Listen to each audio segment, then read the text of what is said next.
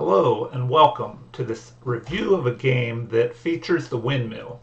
The Windmill is a chess tactic that uses alternating checks and discovered checks to capture multiple enemy pieces. And so let's take a look at this game. This game was played in 1925 in Moscow, and it features Carlos Torre, a Mexican chess master, with the white pieces, and with black, the former second world champion Emmanuel Lasker. And so this game began with d4, knight to f6, knight to f3, and e6. And here Torre plays the Torre attack, which was named after him. And the game continues with c5 attacking the center d4 pawn. And the pawn is protected, capture in the center, recapture, and the pin on the knight at f6 is broken with bishop to e7. And development by white, moving his knight to d2. And this pawn moves to d6, covering important central squares, preventing the knight from moving forward to the e5 square. And then we have c3, which fortifies this center d4 pawn and also may limit a rook placed by black on this open file in the future. And so now we have knight development by black, and bishop moves out to d3, controlling a good diagonal leading up to the king side in case black castles there, and it looks like he will. And here the pawn moves forward to allow the bishop to take this diagonal leading to white's kingside. And the knight repositions up towards the center to try and control more of the central squares on black's side of the board. And the bishop takes the diagonal, aiming at white's kingside. Queen develops up to e2, and now white is ready to castle on either side. Most likely he'll castle kingside and connect his rooks. And queen develops, castle kingside by white, and castling by black. And the game continues with rook to e1, helping to control the central file, the only file that white has that's open, and it's always good to place your rooks on these open files where they have more scope and control here over the center. And black also places his rook on e8, which may help to counter white's rook in the future. And another rook to the center. And if the file is not open, it is also good to place your rook behind a pawn that has been pushed forward up the board, because it gives the rook a little more room and it can help bolster this pawn that white has moved to d4.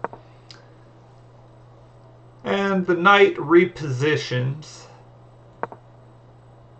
The bishop retreats here.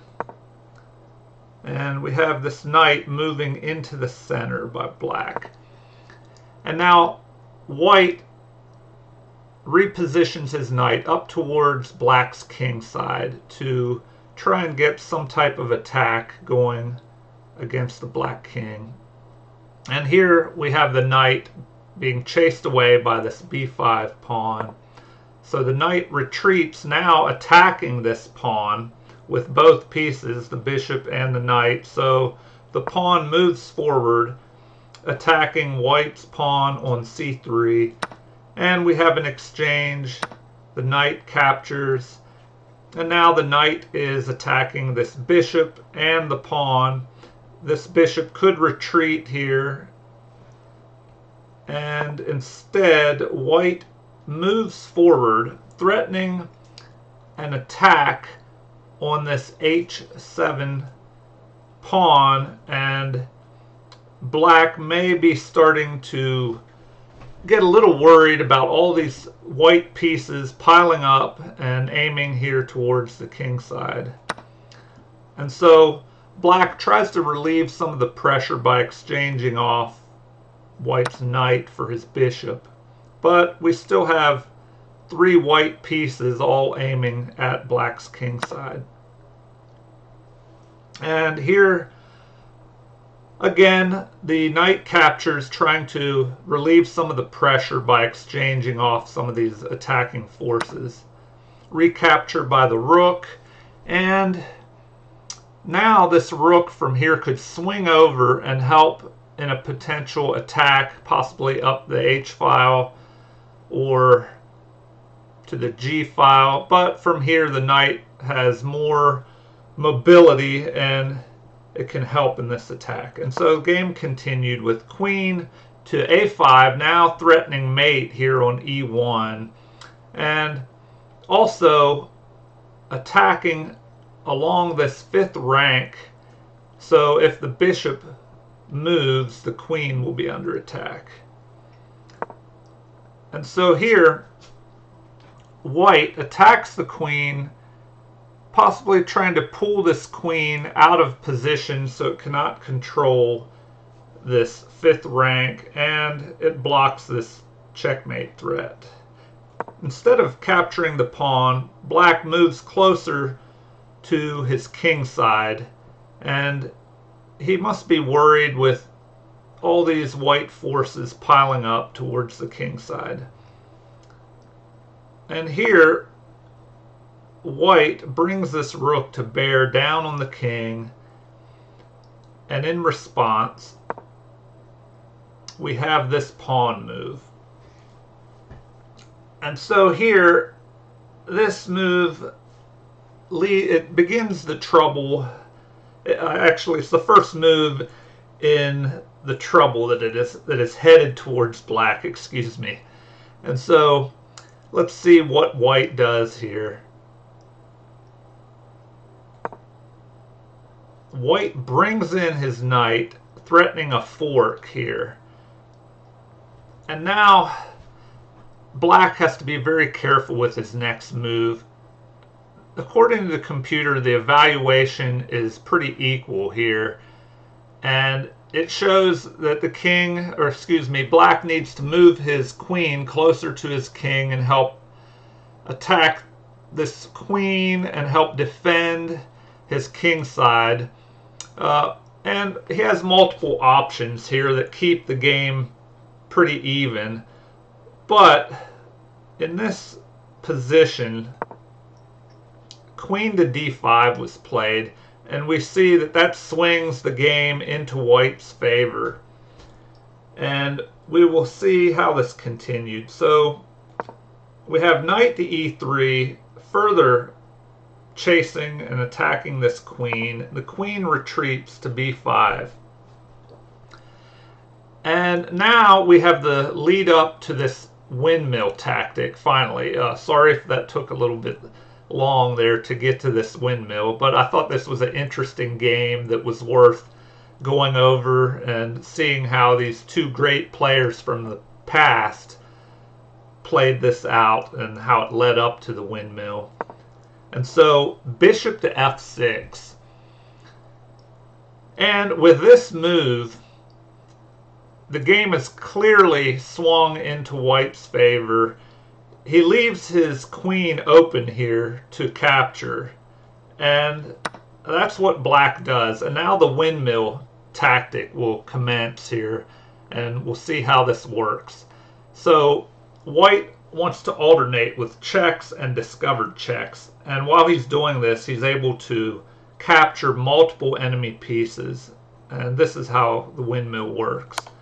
So rook captures the pawn, checking the king, and the king is forced to move into the corner. And now the rook will move, capturing a piece, but a discovered check by this bishop. the king moves back and check again. And the king has to move back into the corner. And now, once again, the rook moves, capturing the bishop. King moves back, check again, back into the corner. And here, the rook could also capture again the a7 pawn.